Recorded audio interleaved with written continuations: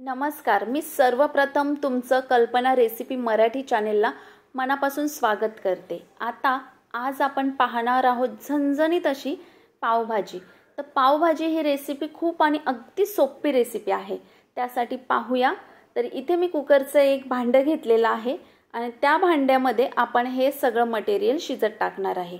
त्याच्यासाठी मी घेतलेलं आहे फ्लावर, बटाटा, वाटाणे आणि गाजर, ह्या 4 गोष्टी घेतलेल्या आहेत.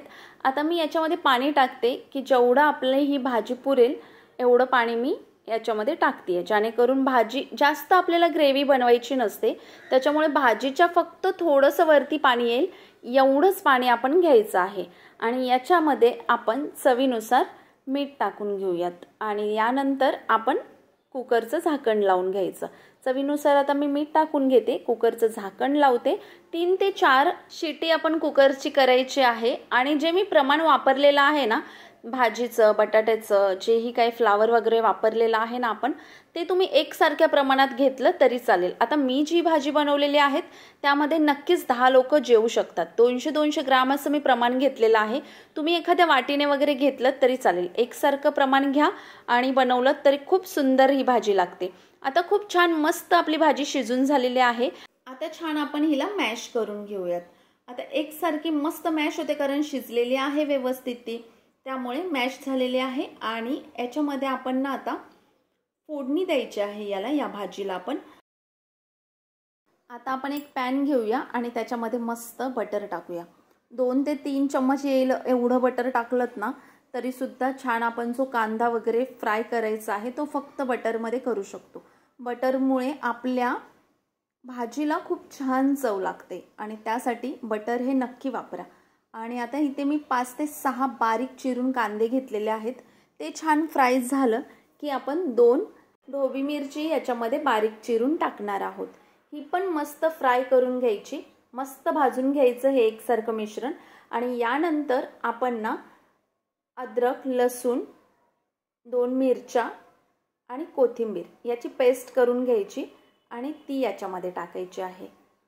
पहा, आता याच्यामध्ये अद्रक आणि लसूणमध्ये लसणाचं प्रमाण जास्त घ्यायचं. एक गड्डा जर तुम्ही लसणाचा घेतला असेल तर थोडासा अद्रक घ्यायचं आणि 2 मिरच्या घ्यायच्या आणि थोडीशी कोथिंबीर, त्याची एवढी पेस्ट होते.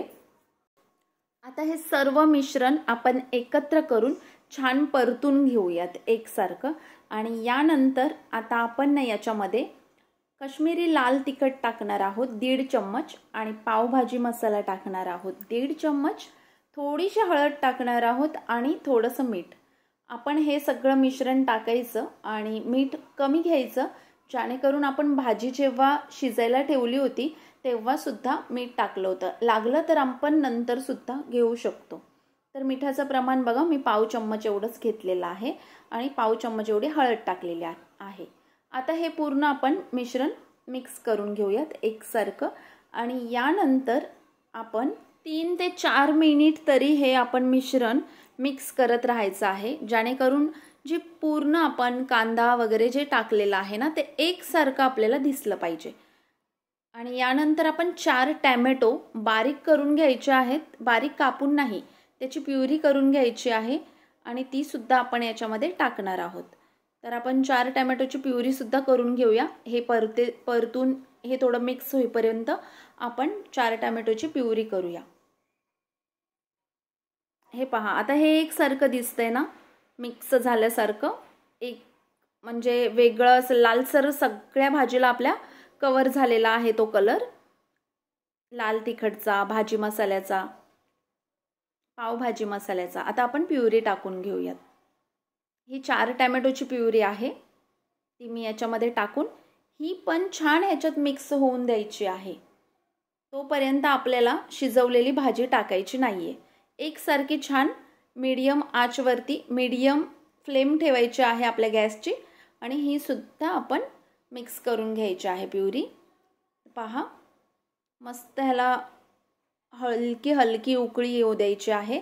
आणि एकसारखं मिक्स झाल्यावरती एकसारखं ते मिश्रण मिक्स झालं की थोडंफार याला तेल सुटल्यासारखं वाटतं. जे आपण बटर टाकलं होतं ते थोडंफार याच्यावरती तवंग आल्यासारखा दिसायला लागतो. पहा,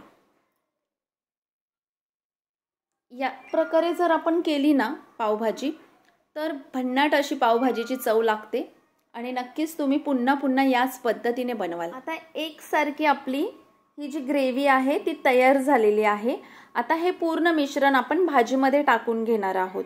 पहा, एकसारखं मी याला मस्त मिक्स करून घेतलेलं आहे। आता हे साईडला करते आणि जे कुकरचं भांडं होतं माझं ते मी गॅसवरती ठेवते आणि ही भाजी सुद्धा छान गरम होऊ देते आणि त्यानंतर जे मिश्रण आपण तयार केलेलं आहे ना ते याच्यामध्ये टाकून ते मिक्स करून घ्यायचं। कारण कसं होतं, कुकरचा भांडं आपलं जर मोठं असेल तर त्याच्यात व्यवस्थित आणि जास्त अशी आपल्याला भाजी बनवता येते, म्हणून मी ती भाजी कुकरमध्ये तशीच ठेवली आणि हे वेगळ्या पातेल्यामध्ये मिश्रण करून घेतलं।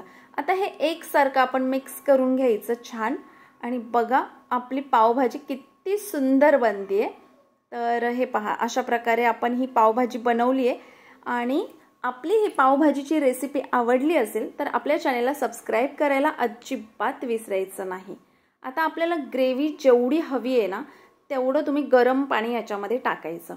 थोडी पातळ हवी असेल तर तुम्ही हे पहा, तुम्ही थोडंसं पाणी टाकून घ्यायचं आणि तुम्हाला जर ग्रेव्ही घट्टसरच हवी असेल तर तुम्ही पाणी नाही टाकलं तरी चालेल। मी थोडंसं पाणी ॲड केलेलं आहे आणि एवढी पातळ मी ठेवलेली आहे, कारण जेव्हा आपण पाव घेतो पावाला भाजी जास्त लागते आणि जेव्हा ते पाव भिजले जातात ना तेव्हाच खरी तर चव छान लागते।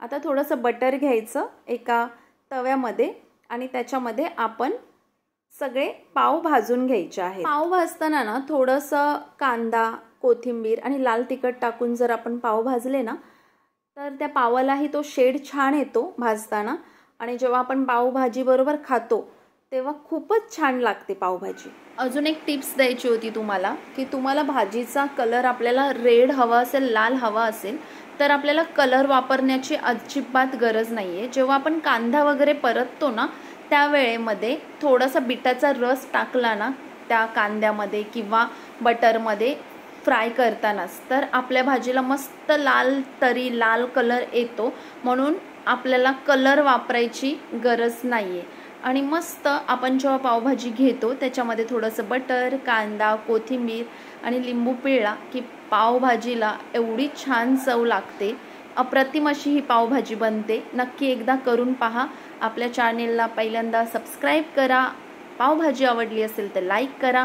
पुन्हा भेटू अशाच एखाद्या नवीन रेसिपीसोबत, तोपर्यंत मी तुमचा निरोप घेते। चला, तुम्ही पण पटकन पावभाजी बनवा आणि मस्त असा स्वाद घ्या।